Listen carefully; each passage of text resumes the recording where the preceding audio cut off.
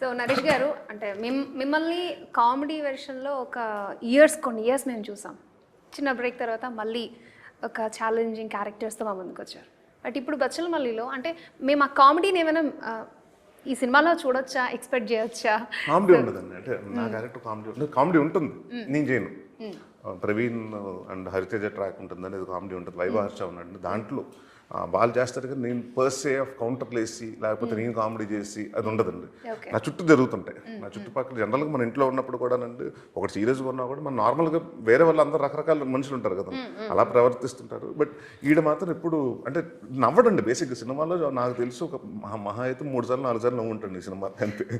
అది కూడా అమ్మాయి ఉన్నప్పుడు, సాంగుల్లో ఉన్నప్పుడు. సమ్టైమ్స్ కామెడీ అంటే కామెడీ చేయాలని చేయకుండా, ఇప్పుడు ఫర్ ఎగ్జాంపుల్ టీజర్లో మీరు చూసారు కదా, నాకు ఆ అలవాటు ఉంది అమ్మాయి అంటే వచ్చేస్తుంది. సో ఇట్స్ లైక్ కావాలని అదేనండి. ఇప్పుడు ఒక సిచ్యువేషన్ అదే మన టీజర్ లో కూడా ఇంకోటి ఉంటుందండి, అనాథ పిల్లలు చందా అంటే అది తీసుకుని వెళ్ళిపోతుంటాయి.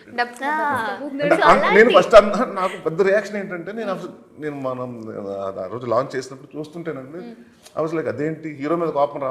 మా థాట్ ప్రాసెస్ ఏంటండి అంటే వీడు వాళ్ళ దగ్గర కూడా డబ్బులు, చిన్నపిల్లలు డబ్బులు దొబ్బేస్తే ఏంటి ఇంత అంటే పాపం వాళ్ళ అనాథ పిల్లల దగ్గర కూడా తీసేసుకుంటున్నాడు అంటే వాళ్ళ మీద జాలి రావాలి కదా.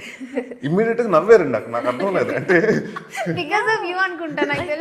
డబ్బా లాగా వెళ్ళిపోతుంది అంటే వాళ్ళు నవ్వారు. నాకు అర్థం లేదు 2 నిమిషాలు. ఎందుకు ఇక్కడ నవ్వకూడదు కదా, they are suppose to like hate this guy. బచ్చల మీద హేట్ చేయాల్సింది పోయి అతను చేసేది మంచి పనిలా నవ్వుతున్నారు ఎందుకు అనుకున్నారు. దాన్ని డార్క్ కామెడీ ఏమో అంటారు. ఇట్స్ లైక్ నేను కూడా teaser release when we were releasing in the whole theatre 2 విషయాలు దట్ అమ్మాయిల అలవాటు కూడా ఉంది అన్నప్పుడు అందరూ నవ్వుతున్నారు. లాస్ట్ లో ఆయన ఇలా తీసుకు వెళ్ళిపోతున్నప్పుడు కూడా అందరూ నవ్వుతున్నారు. So those kind of funny moments only ఉంటాయండి. మూమెంట్స్ ఉంటాయి కదండి. But it's more of an emotional story అండి. It's not an action film అండి. It's more of an emotional.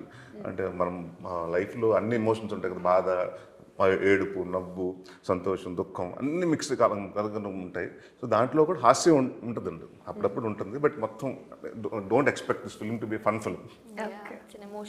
అంటే మీకు ఎప్పుడైనా అనిపించిందా ఫుల్ లెంత్ అంటే అప్పుడు కొన్ని 10 to 15 years దాంట్లోనే ట్రావెల్ చేసి మమ్మల్ని అంట్లోనే ముంచి తేల్చారు మీరు, అలా ఆ కామెడీ నేను ఎక్కడైనా మిస్ అవుతున్నానేమో అన్న ఫీలింగ్ లేదండి. అంటే ఏమవుతుందంటే ఎవరికైనా ఒక పర్సన్ ఒకటే చేస్తుంటే బోర్ కొట్టేస్తుంటుంది. అంటే మీకు బాగుందని రోజు ఒకటే అన్నం పెడుతుంటే. బట్ నాకు తెలిసి sir 10 to 15 years me A cinema వచ్చినా ప్రతి ఒక్కరు వెళ్ళి చూసారు, ప్రతి ఒక్కరు. అదే చెప్తున్నాను కదా, 10 to 15 years ఓకేనండి. బట్ ఎక్కడ 2014 నుంచి 2019 వరకు ఉంటే నేను కామెడీ సినిమాలు చేసిన అన్ని ఫ్లాప్లు అయినాయండి.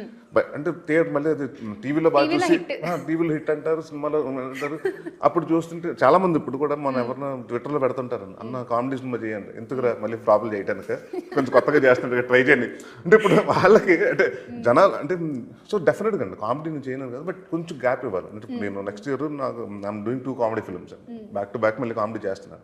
సో నాకే అసలు ఇప్పుడు ఒకటి ఏంటంటే యాక్టర్గా నాకు కామెడీ సినిమాలు చేసిన మీరు అన్నట్టు 10 సంవత్సరాలు చేసినప్పుడు అండి ప్రతి వాళ్ళు వచ్చి మీ సినిమాలో కామెడీ బాగుంటుందండి అంటారు, లేకపోతే మీ కామెడీ టైమింగ్ బాగుంటుంది అంటారు. కానీ మీరు కామెడీ సినిమాలో బాగా యాక్ట్ చేసిన ఎప్పుడు అంటారండి ఎవరు. అదే మీరు ఒక గమ్యం చేసినప్పుడు, శంభో చేసినప్పుడు, మహర్షి చేసినప్పుడు, నాంది చేసినప్పుడు, ఇలాంటి బచ్చలమల్లి చేసినప్పుడు సార్ చాలా బాగా యాక్ట్ చేశారంటారు. సో ఫర్ అన్ యాక్టర్కి మనకి అది కావాలి కదా, అది వినాలనుకుంటాం కదా.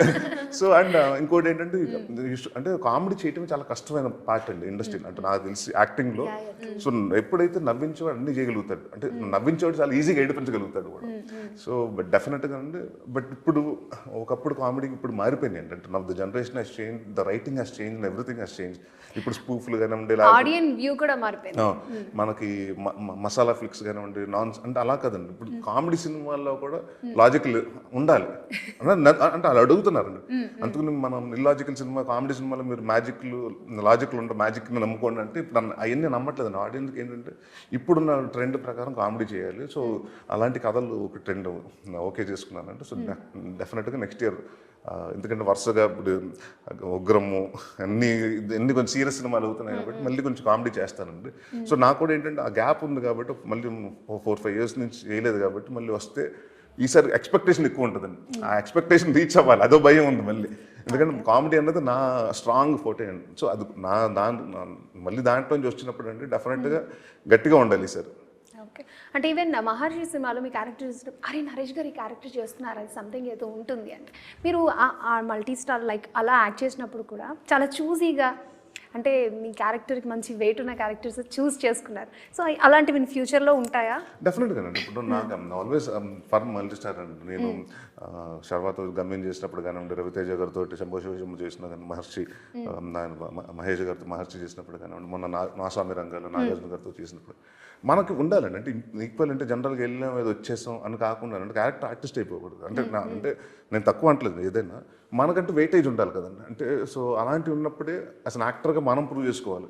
సో కథ అండి 90% ఎప్పుడు కథ డిసైడ్ అవుతుందండి. సో లక్కీగా నాకు కూడా ఏంటంటేనంటే అలాంటి సినిమా చేయటం వల్ల, ఇప్పుడు మహర్షి చేయటం వల్ల అంటే దాంట్లో నా లెంత్ కథ అంతా నా ఊరు నా సమస్య గురించి జరుగుతుంటుందండి. So story entire story revolves around మీ.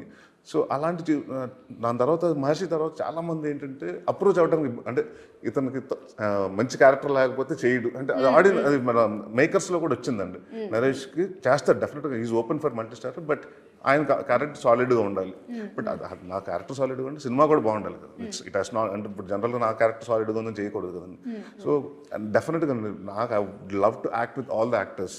వెంకటేష్ గారితో చేయాలని, చిరంజీవి గారితో చేయాలని, అంటే చాలా మంది ఉన్నారు కదండి. అంటే it's like Telugu industry I think is one of the industry where we have so many heroes, 40 to 50 heroes ఉన్నామండి.